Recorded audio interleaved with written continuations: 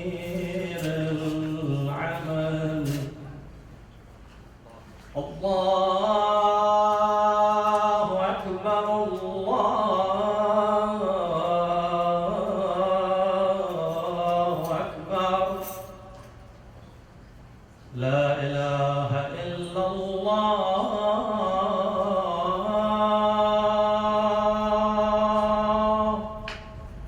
لا إله إلا الله.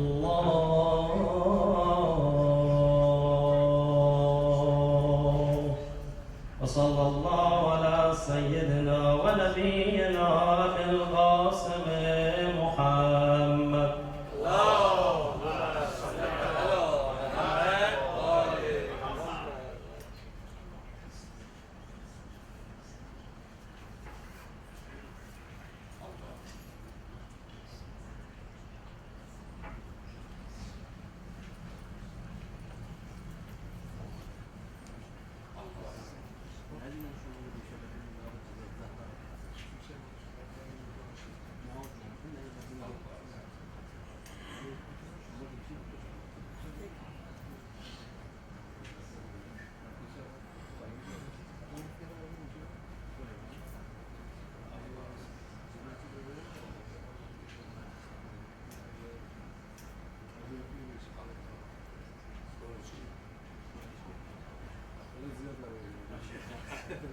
Ready? Yeah. صلوا على محمد وآل محمد. اللهم صل على محمد وآل محمد وأشهد.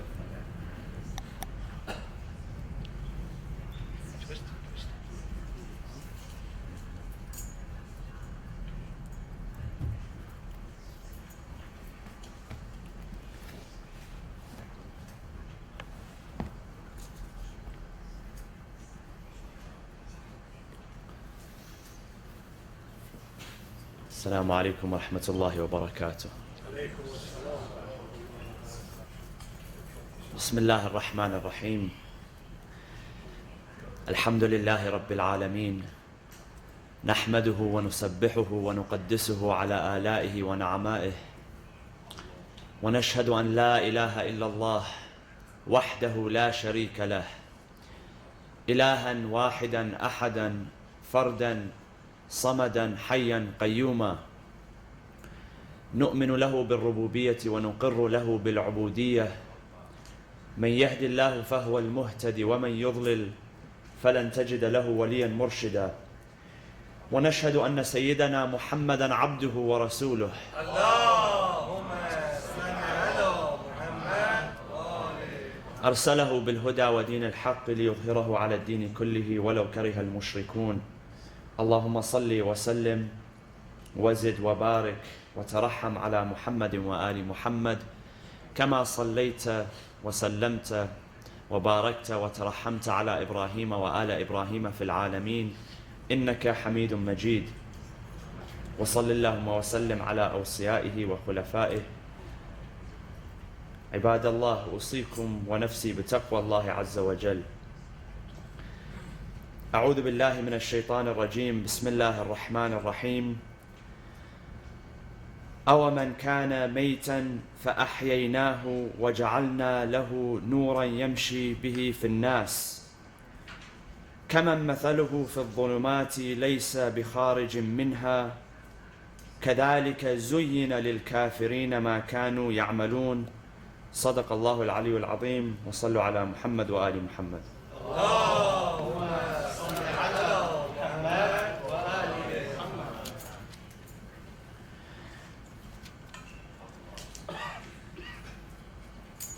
If we look at the context in which the message of Islam was revealed, we find that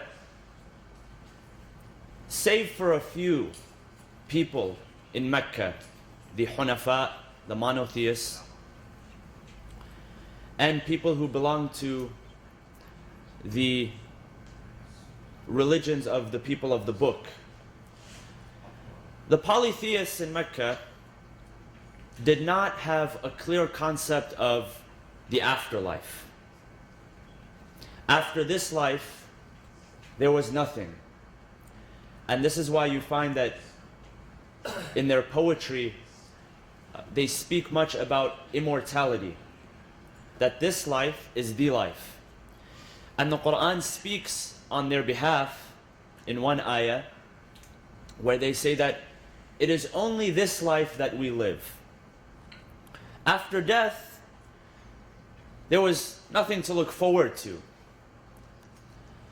And this is why you find that when the Quran is first revealed, if you analyze the verses of the Quran, the chapters of the Quran, we know the chapters of the Quran are divided into two parts. Those which are Makki and those which are Madani, meaning those which are revealed in Mecca and those which were revealed in Medina. One of the distinctions that you find between the two is that in Medina, there is much more of the revelation which deals with the affairs of the community, establishing a community, establishing a legal code, defining the relationships between the Muslim community and other communities, such as the people of the book, which were there, which were the native inhabitants of Medina. Whereas in Mecca, there's a different tone, there's a different sort of speech altogether. Many of the verses which are revealed in Mecca have to do with eschatology and cosmic phenomena, and calls to devotion and prayer. And this probably has to do with the fact that the people that the message was revealed to, again, had no clear understanding of what would happen after death, or what would even happen during the end times. And so you look at the surahs, the final chapters of the Quran, most of which were revealed in Mecca. The ones that speak about what will happen at the end of time, the cosmic phenomena, and what will happen on the Day of Judgment. And the Day of Judgment is mentioned in the Quran, and there are different phrases which are used to describe the Day of Judgment. Most of the time, when the word Yawm is used, without description, or without context, the word Yawm, meaning day, literally meaning day, refers to the day of judgment, because it is the real day, it is the real life. The surahs which appear in the end of the Quran, if you take Surah Al-Zilzala and Surah Al-Takwir, and all of these shorter chapters which speak about cosmic phenomenon and address the concept of eschatology, most of these were revealed in Mecca. Again, because there was no clear concept of death, and there was no clear concept of life after death. And so the first messages to be revealed were revealed in this context.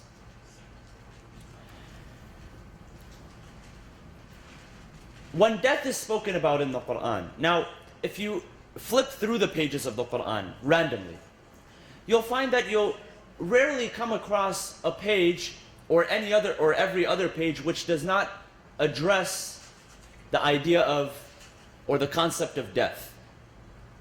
There was always either an allusion to death or the afterlife. Take, for example, the many verses which speak about the afterlife, heaven and hell, what is to happen in heaven and hell.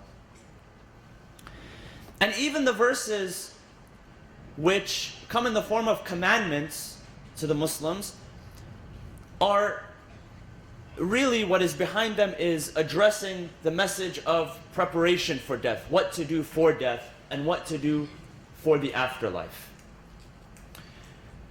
When God commands us to do good, or when God commands us to refrain from evil. Much of this is in the context of death. Now, the word death in Arabic, the word for death in Arabic is maut. And you know, any verb or any word which is constructed in the Arabic language can be reduced to a three-letter verb.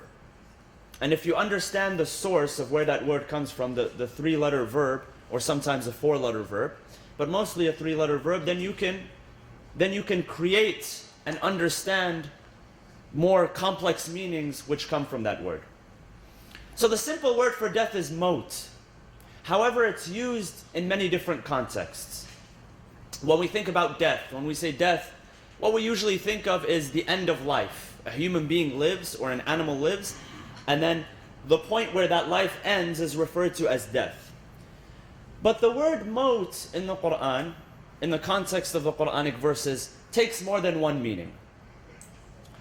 One meaning is regeneration after death. And there's a whole set of verses in the Quran which speak about regeneration. And the idea behind this is to say that you, as human beings, may see death at the end of life, or may perceive death to be the end of life, but there is regeneration after death. Not only for human beings, but for any living thing, plants and animals. In Surah Yasin, Allah subhanahu wa ta'ala speaks of the human being who challenges the concept of death. وَضَرَبَ لَنَا مَثَلًا وَنَسِيَ خَلْقَهُ قَالَ مَنْ يُحْيِي الْعِظَامَ وَهِيَ رَمِيمٌ. The human being strikes an example, but he forgets his own khalq, his own creation. He asks, who will give life to the bones after they have become ramim, after they have disintegrated? قُلْ يُحْيِيهَا الَّذِي أَنْشَأَهَا أَوَّلَ مَرَّةٍ. Say to them, the one that created it out of nothing for the first time, initially, is surely able to create it out of something. I mean, even the bones, when they disintegrate, the human being, the flesh, when it disintegrates, there is still something that human being can be identified with, or identified by. قال من يحيي العظام وهي رميم قل يحييها الذي أنشأها أول مرة. So there is regeneration after death. Now, this sort of regeneration also applies to plants. Allah subhanahu wa ta'ala says in Surah Al-Waqi'ah, He says, أَفَرَأَيْتُمُ النَّارَ الَّتِي تُورُونَ أَأَنْتُمْ أَنْشَأْتُمْ شَجَرَتَهَا أَمْ نَحْنُ الْمُنْشِئُونَ. The fire that you create, do you not see this fire that you create, where its source was from? The source was from wood, from a tree which we had created. And so there's this talk of regeneration after life which exists in the Quran. Now, what sort of regeneration do human beings experience? If you're to stick to the verses of the Quran tells us that we will be resurrected. Now, what does that resurrection mean? What does it look like exactly?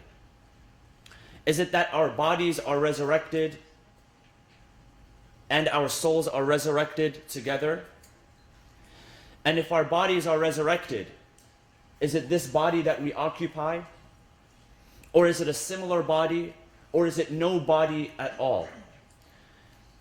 If we're to stick to the verses of the Quran, what is apparent, what is zahir from the verses of the Quran is that our bodies are regenerated and they are resurrected.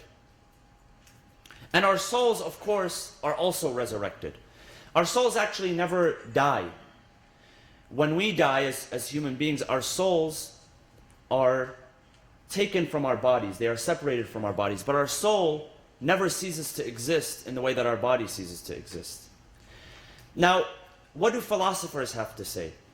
And here you see a rift between those who interpret these concepts strictly based on what the Quran says, and those who introduce philosophy into the conversation. Now, some Muslims, a very few, handful, completely reject the application of philosophy in interpreting the Quran and the concepts in the Quran. They say that it's an innovation.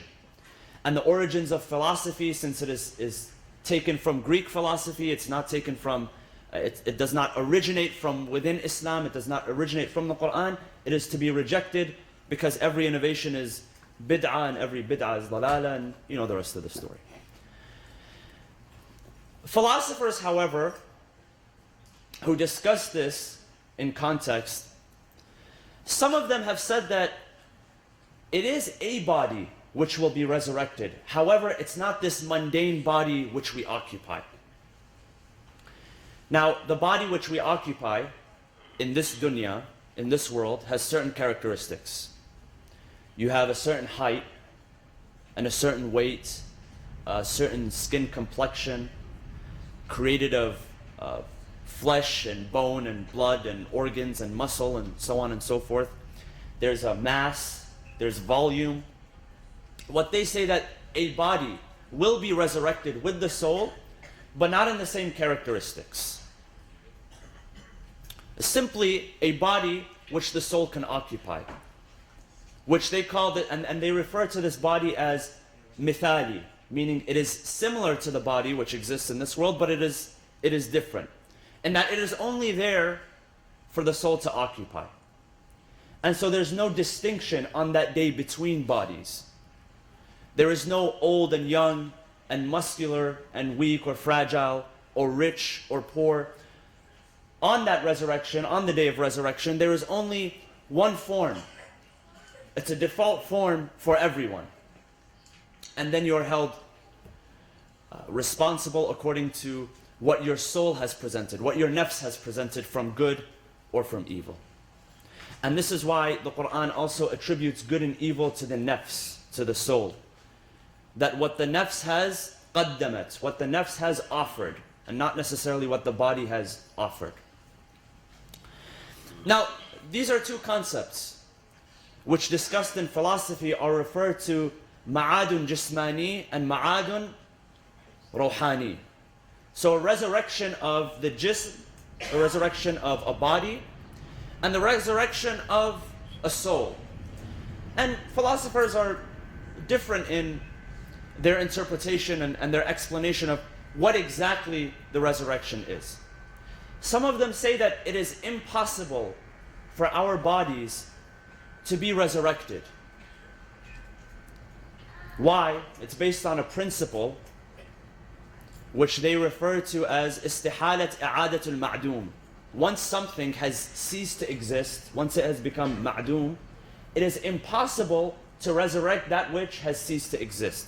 Not that they're challenging God's ability. They're saying it itself is impossible. It's like making 2 + 2 = 5. If a person asks, can God make 2 + 2 = 5?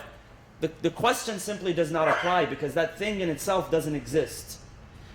So their idea is that once something ceases to exist, it can never be recreated in the same fashion that it existed in the beginning.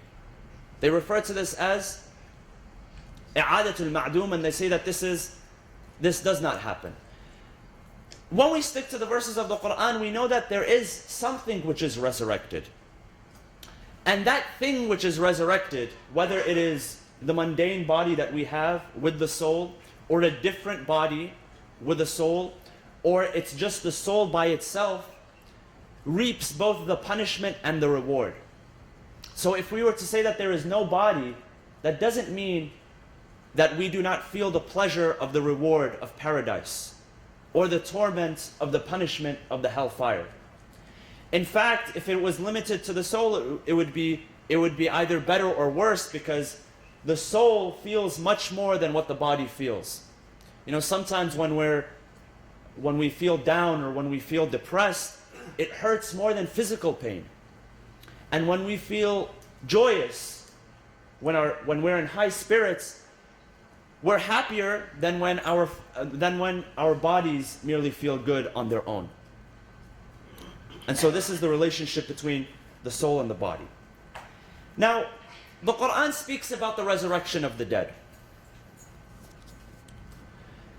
Uzair, Ezra, one of the prophets who is mentioned in the Quran, and he's mentioned, of course, not by name, but through reference in Surah Al-Baqarah, chapter number 2, verse 259. أَوَ كَالَّذِي مَرَّ عَلَىٰ قَرْيَةٍ وَهِيَ خَاوِيَةٌ عَلَىٰ عُرُوشِهَا. Allah gives the example of the one who passed by a qarya, a village, and he saw that it was, the Quran says, خَاوِيَةٌ عَلَىٰ عُرُوشِهَا, which means the following. Urush or arsh means the supports, that which supports, the pillars. Khawiya means the roofs had fallen in. So if a building is to be, or a structure is to be left for a long time, what happens is that from the top it begins to fall inwards. So it had fallen in, and the urush, the support, the walls had collapsed over it.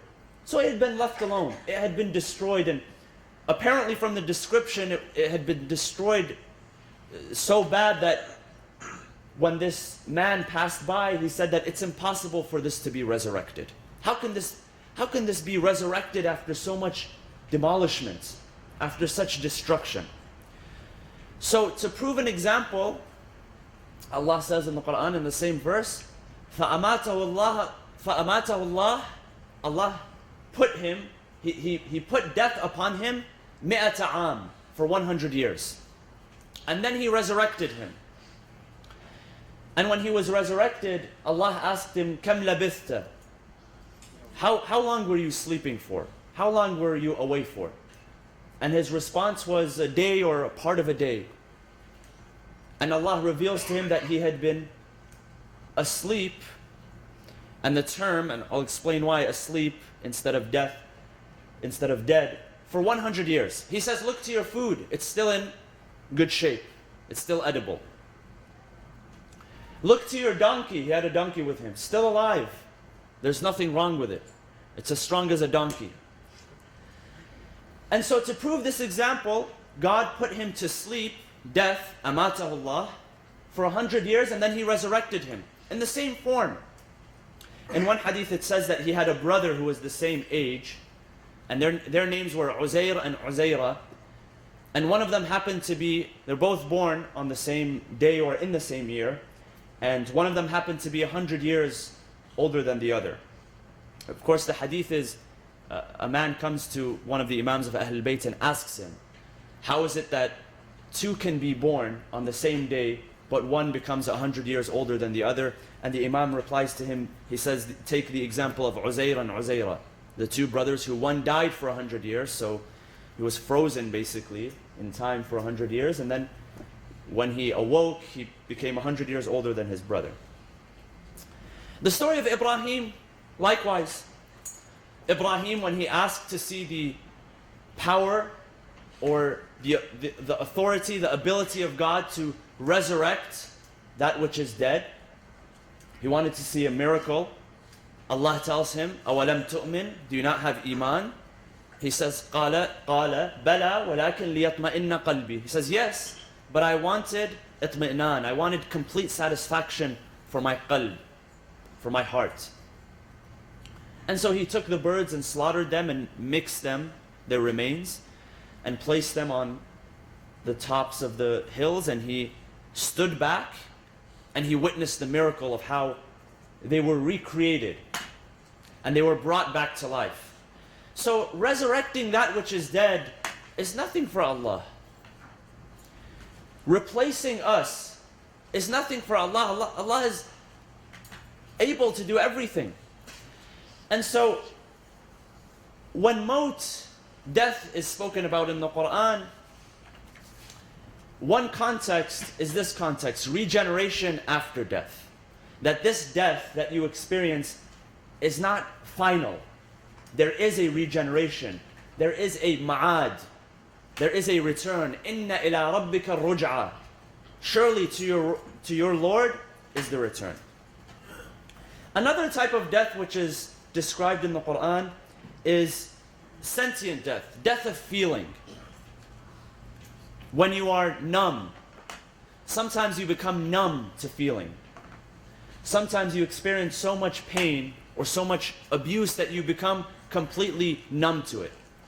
According to Ar-Raghib al-Asfahani, he says that this type of death, is the author of Mufradat al-Quran, a book which describes the vocabulary which is used in the Quran. The Quran uses certain vocabulary. And this book, Mufradat al-Quran, is one of those. He says that the word maut, describing the word maut and how it's used in different contexts, is sometimes used to describe numbness, a numbness of feeling and not necessarily death. Sometimes we experience numbness after abuse. Or if we've been hurt, we feel numb, that we have no feelings. And he says that this is what Maryam felt when she was in labor, when she was giving birth to Isa alayhi salam.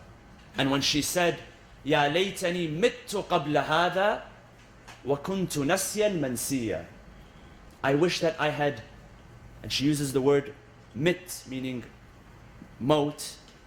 I wish I had died before this. wa kuntu nasyan mansiya, and I was completely forgotten. Another type of death is intellectual death. When a person's heart and a person's brain is completely dead. And this is probably the worst type of death that the Quran describes. When a person's qalb, and by the way, qalb does not only refer to emotions and feelings, it also refers to the intellect. The faculty of intellect, the seat, the throne of the faculty of intellect in the Quran is the qalb. The qalb is what understands. The qalb is what takes in. And that's why Allah speaks about the death of the qalb. Or a person who is, you see them to be walking, but on the inside they are dead. That means that intellectually they are dead. Some of them, the Quran describes as summun bukmun umy, meaning that they are deaf, dumb, and blind. Not literally. I mean, literally they can hear, they can see, and they can speak. But if you were to see their true shape, although they look alive, inside they are dead. There is no emotion. There is no intellect. There is nothing which drives them. So this is another form of death which is mentioned in the Quran, and perhaps the worst death. And that's why on the opposite side, the Quran says that we give life to some people. Not that they are dead and we give them life. They're already alive, but we give them more life. Meaning we give them more of an ability to understand. We give them a better heart. And that's what life and death means in this context. Another way that death is referred to in the Quran is as a reference to the temporary nature of the human being. The Quran says to the Prophet, إِنَّكَ مَيِّتٌ وَإِنَّهُمْ مَيِّتُونَ. Inna means surely or truly. You are dead. وَإِنَّهُمْ مَيِّتُونَ, and truly they are dead. The Prophet was alive when this revelation was sent to him. But what Allah is telling him here is that you as a human being are temporary. You will die. And they will also die. And so there is always, if you think about it, from the moment that we are born, there is always death within us. Every second, that amount, if you can measure the death by an amount, every second that amount of death increases. And the amount of life, if you can measure them both, and the amount of life decreases. And for this there's a stark reminder in the Quran. I end with this. Allah subhanahu wa ta'ala reminds us that every day we are close to death. In chapter number 39, verse 42, Allah subhanahu wa ta'ala says, it is He who captures the souls, al-anfus. He is the one that captures the souls. And so for those who those whom are sleeping, Allah, if He decides that they shall die, He keeps the soul. And if He decides that they shall live one more day, He sends back the soul إِلَىٰ أَجَلٍ مُسَمَّى, until an appointed time. So every day when we sleep, our soul is being captured. And what this verse is telling us is that death and sleep are of the very same nature. Meaning that your soul is being captured during death and it is being captured during sleep. The only difference is with sleep, there is a partial capturing, there's a partial disconnection. Whereas with death, it is a permanent disconnection. So every day, let us remind ourselves before we go to sleep that this soul of ours is in the hands of Allah subhanahu wa ta'ala. It's always important to remember that there is a return to God. Inna ila rabbika ruj'a. Inna lillahi wa inna ilayhi raji'un. I mean, the verses of the Quran, the chapters and the verses permeate with this idea of death, that death is around every corner. And that it can come at any moment. Not an April Fool's joke. The Quran, if you go through the verses, you'll find that constantly there is a reminder of death. Constantly there is a reminder of akhirah. Constantly there is a reminder of accountability. We ask Allah subhanahu wa ta'ala to allow us to be among those whom He gives life to. And we ask Allah subhanahu wa ta'ala that He does not count us among those who are intellectually and emotionally dead. Bismillah ar-Rahman ar-Rahim. Wal asri inna al-insana lafi khusr illa alladhina amanu wa amilu salihat wa tawasaw bil haqqi wa tawasaw bil sabr wa sallu ala Muhammad wa ali Muhammad. Allahumma salli ala Muhammad wa ali Muhammad. Allahumma salli ala Muhammad wa ali Muhammad. Allahumma salli ala Muhammad wa ali Muhammad.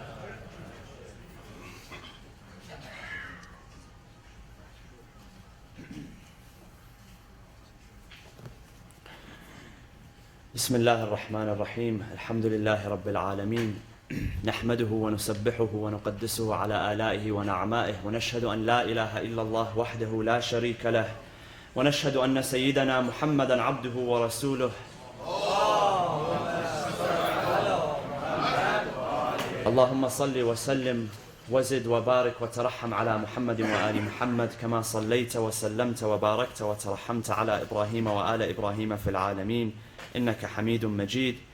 وصل اللهم وسلم على أوصيائه وخلفائه وعترته وأهل بيته علي أمير المؤمنين وقائد الغر المحجلين وعلى البضعة الطاهرة فاطمة الزهراء سيدة نساء العالمين وعلى سبط نبي الرحمة وسيد شباب أهل الجنة الحسن والحسين وعلى علي بن الحسين ومحمد بن علي وجعفر بن محمد وموسى بن جعفر وعلي بن موسى ومحمد بن علي وعلي بن محمد والحسن بن علي والخلف الهادي المهدي عجل الله تعالى فرجه وسهل مخرجه وجعلنا من أنصاره وأعوانه. عباد الله، أوصيكم ونفسي بتقوى الله عز وجل. I'd like to briefly share with you a couple of the ahadith from Nahj al-Balagha on the authority of Mawlana Amir al-Mu'mineen alayhi salam. In fact, the first saying which we come across from Amir al-Mu'mineen in Nahj al-Balagha, as you know, Nahj al-Balagha is divided into categories: the sermons, the letters, and the sayings of the Imam. And if you look at the portion or the section on the sayings of the Imam, the first of those is a very important hadith, a very important saying.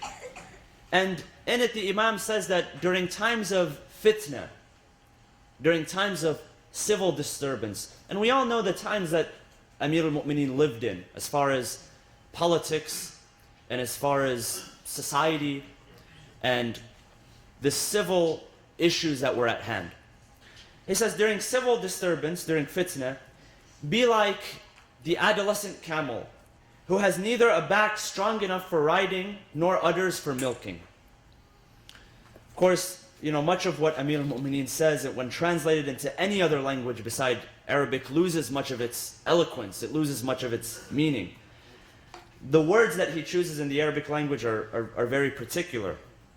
The word that he uses for the adolescent camel is Ibnul Laboon, and this is to describe a camel which is not at the age where it can be used for labor, It is not old enough, nor can it be used, it does not have udders where milk can be taken from it. What the Imam is saying here is that when there is fitna, when there is civil disturbance, do not place yourself in a position where you can be taken advantage of, in the same way that a camel is ridden, that you can be taken advantage of. Nor can anyone take anything from you. So remain neutral. Do not try to take sides when there is civil disturbance. And Amir al-Mu'mineen always tried his best to keep the peace. It might sound ironic, considering the fact that in 5 years, Amir al-Mu'mineen had to fight 3 civil wars. But the condition that he lived in was drastically different. The conditions which he lived in, there was that which was right and that which was wrong.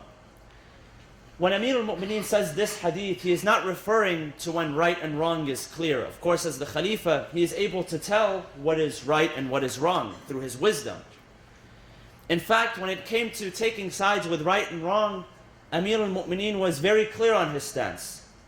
He says to those people who chose not to support him, in his mission, he says, خَذَلُوا الْحَقِّ, another saying in Nahj al-Balagha, خَذَلُوا الْحَقِّ وَلَمْ يَنْصُرُوا الْبَاطِلِ.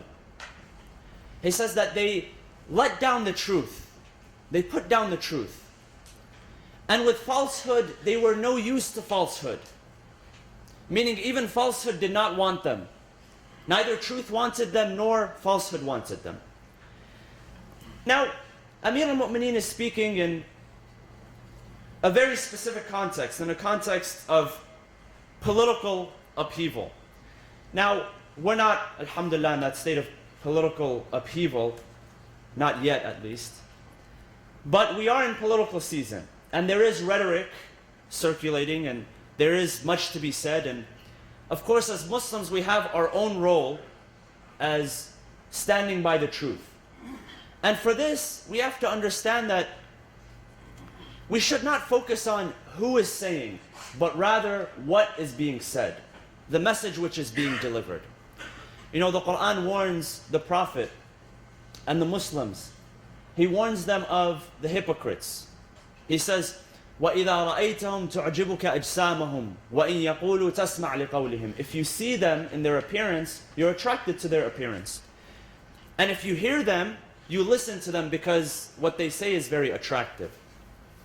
Now, it warns, the Quran, that do not be fixated on personalities. Do not be fixated on things. Rather, take the message if the message is good, if it is virtuous. Reject the message if it represents falsehood. And I believe that the future of Muslims in the West, and particularly in the United States, depends on their stance with what is righteous and rejecting that which is false from whoever it comes from. We ask Allah subhanahu wa ta'ala to allow us to be among those who can recognize good and can stand by good, inshallah. We ask Allah subhanahu wa ta'ala to not allow us to be among those who follow falsehood, that we are not deceived by falsehood. We ask Allah subhanahu wa ta'ala to bring healing to those who are suffering in our nation. We ask Allah subhanahu wa ta'ala to bring healing to those who are suffering, whether they are Muslim or they are non-Muslim. We ask Allah subhanahu wa ta'ala to bring relief to all those who are oppressed around the world. We ask Him to allow our voices to be heard in supporting that which is righteous and that which is good. Bismillah ar-Rahman ar-Rahim. اللهم اغفر للمؤمنين والمؤمنات والمسلمين والمسلمات الأحياء منهم والأموات تابع بيننا وبينهم بالخيرات إنك مجيب الدعوات إنك قاضي الحاجات إنك على كل شيء قدير برحمتك يا أرحم الراحمين. Brothers and sisters, let me just announce something quick. We have a representative here from OC Human Relations, a human relations organization, And there are pamphlets which are outside, and Brother Samir will, inshallah, Hajj Samir will also announce this. As far as civil participation as Muslims, I think that it is imperative